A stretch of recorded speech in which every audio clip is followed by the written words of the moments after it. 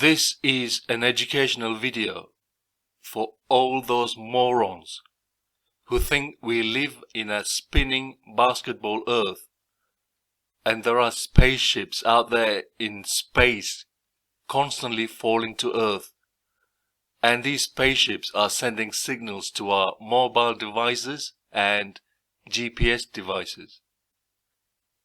Actually, this is a follow-up video to my previous one entitled GPS equals ground positioning system. This is a British Telecom exchange. This building is about 300 yards from where I live. Notice those radio masts on top of the roof. They also have these in the middle of the building and at the right at the far end of this building. Anyway, the point is that those masts are sending radio waves across the airwaves. It's the same principle as receiving the news and music on your transistor radio. Don't forget, these radio waves have different frequencies. For example, on your transistor radio, you can physically change frequency by simply turning a knob. The frequencies we currently have on our radios are FM, which stands for frequency modulator, VHF, which is very high frequency, and SW, which is short wave. The difference of these frequencies are the range it covers. For example, FM covers a short distance and the quality is much better.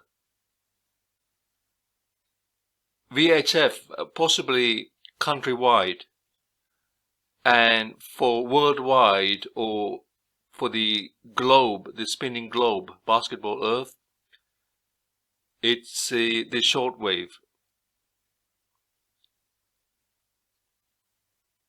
Unlike the radio, your mobile device, your mobile phone device, is a transmitter and a receiver. It's a two-way communication system. That thing in the distance is what they call a cell tower. There is a reason why they call it a cell tower, and I will explain that later on when we get to the subject of UTM, or Universal Transverse Mercator, which is a grid system on our maps. There may be millions of these towers dotted around the country, and you see them as you're traveling along. And there are also these masts on top of high-rise buildings which you might not see. So how do these radio signals work, and how does it relate to the mobile phone device or the GPS device? When you're listening to your transistor radio and you move around the house, for example, if you move from your living room or to your bedroom where the signal is weak, you get crackling noise on your radio. That means the signal is very low. Same principle works with mobile phones and the GPS system. Whenever you move, you either move towards a high frequency range or low frequency range, which is indicated by the signal bars on top of your device. Okay, now let's get into the nuts and bolts of the GPS system. This is a UTM zone map. It's a grid system created on a map which is divided into different zones. Now children, you might not know this, but in the old days they only had maps, printed maps for navigation. These were printed according to scale. For example, a map may be using 1 centimeter for 1 mile or 1 kilometer. So in that respect, they can measure how far away a place is simply by using a ruler and calculating the scale ratio in the particular given map. Now that was all well and good. However, if they wanted to find a particular place, pinpoint a place, let's say a house that Adolf Hitler lived in, then that caused a problem. So to get around this problem, they further divided the zones. And if I can give an example for America, the large square would be the country of the United States. The second one would be the state of one of the states of America. And the third would be the city where you live. The fourth would be the county. And the fifth, the street where you live. So they can, with pinpoint accuracy, find where you live. So in this diagram, for example, they can pinpoint that church in the middle, where it is and how to get there.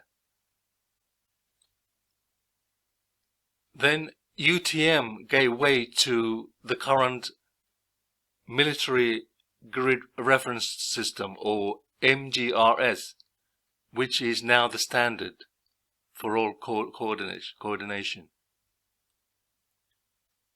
When the authorities decided to grant civilians the access to the internet, they also decided to create a civilian UTM grid system. These are used in ground positioning systems today. There was a mass undertaking in the early 1990s to create software that would encompass this grid system. Every single coordinate system on Earth was compiled into this computer program. This project was outsourced to India. And as a result, companies like Garmin, TomTom, Google, etc. use this software today. That is the backbone of the GPS software in use today. So when you turn on your mobile phone or a GPS device, it's not magic that connects you to the internet. There are software embedded within these devices. For example, it uses X.25 for Wi-Fi. There are other protocols within these devices, for example, TCP/IP, Transmission Control Protocol, Internet Protocol. There's NTS protocol, which synchronizes time across the computer devices. And there are so many other protocols that perform a particular function. So this is not magic, this is due to hard work over the years to perfect the software and the hardware. So you don't really need flying spaceships constantly going around in circles over this spinning basketball Earth.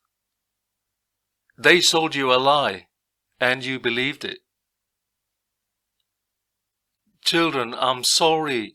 I'm the one who brings you bad news, to be the bearer of bad news.